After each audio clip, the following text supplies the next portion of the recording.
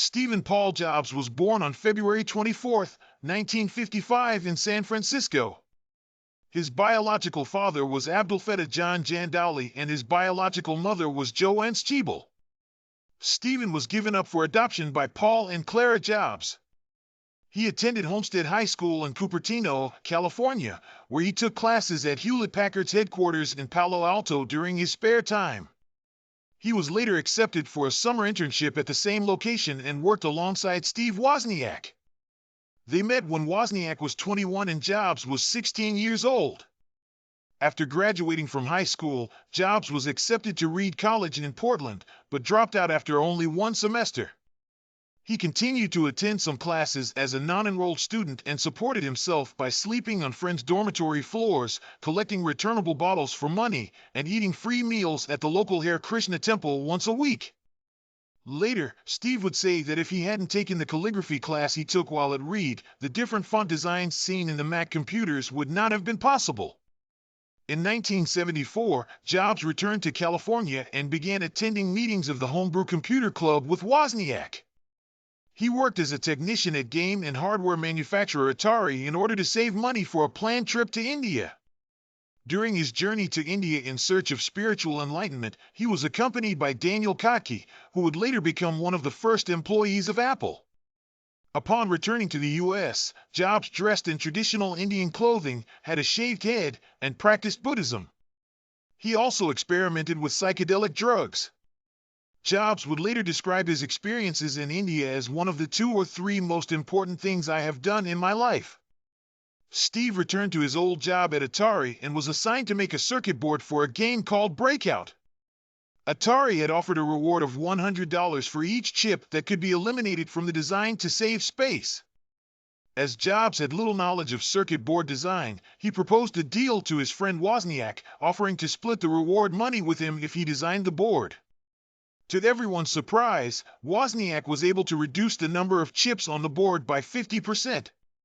Jobs later told Wozniak that he had received $700 from Atari for the job, paying him $350, although the amount he had received was actually $5,000. Jobs and Wozniak, who had combined their skills in design and marketing and technical abilities from their experiences at the Homebrew Computer Club, began building a computer in Jobs' garage, which they named the Apple I. The computer was sold by order. The formation of Apple Incorporated was in 1976 with the addition of Ronald Wayne to the partnership. The Apple I was first exhibited at the Personal Computing Festival. Apple's rapid rise began with the Apple II. Mike Marcullo was added to the partnership as an investor, and in 1978 Mike Scott was appointed CEO. Apple II was a great success at the West Coast Computer Fair. It was the first product that was sold by Apple through mass marketing. In 1983, Jobs recruited John Sculley, a Pepsi-Cola executive, as CEO. It is said that Jobs asked him, "Do you want to sell sugar water for the rest of your life or come with me and change the world?" The commercial film called 1984, which was shown at the Super Bowl final in 1984, was the first indication of the change. Due to a new partnership structure in which he did not hold majority shares, Jobs introduced the first Macintosh personal computer on January 24, 1984. The design for the Mac had begun with Jeff Raskin and was completed by Jobs. The Macintosh was the first personal computer to use a graphical user interface. As sales of the Mac began to decline and targets were not met towards the end of 1984, this caused a rift between Jobs and CEO John Sculley. In May 1985, Sculley removed Jobs from his role as head of the Macintosh division and let him go from the company. Around the same time, Jobs founded Next Computer. The Next workstations, while quite expensive, were attractive to a certain group of people with money due to their advanced technology. The Next Cube, described by Jobs as not just a personal computer, but a personal workstation, showed the importance that Jobs placed on design with its magnesium case. The company also partnered with IBM.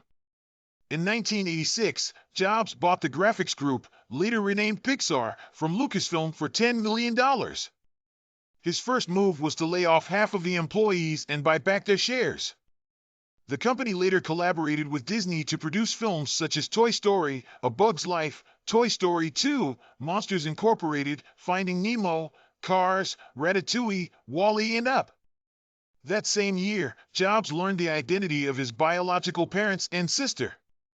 In 1996, Apple bought Next for $429 million, and Jobs returned to the company he had co-founded as an unofficial CEO advisor. Within a short time, Jobs took on the role of behind-the-scenes CEO and ended projects he believed were causing losses for the company, such as Newton, CyberDog, and OpenDoc. The Next Step software, which came with the acquisition, formed the basis for the Mac OS X operating system. With Jobs' return, Apple began to recover and once again revolutionized the personal computer industry with the introduction of the iMac. Jobs officially became CEO of the company in 2000 and introduced the colorful iMac and PowerMac G3 in January 1999, followed by the PowerMac G4 Cube in 2000.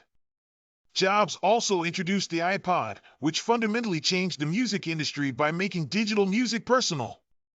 In 2002, Apple made the iPod compatible with Windows and the following year introduced the iTunes Music Store, which remains one of the top music and film sales stores today.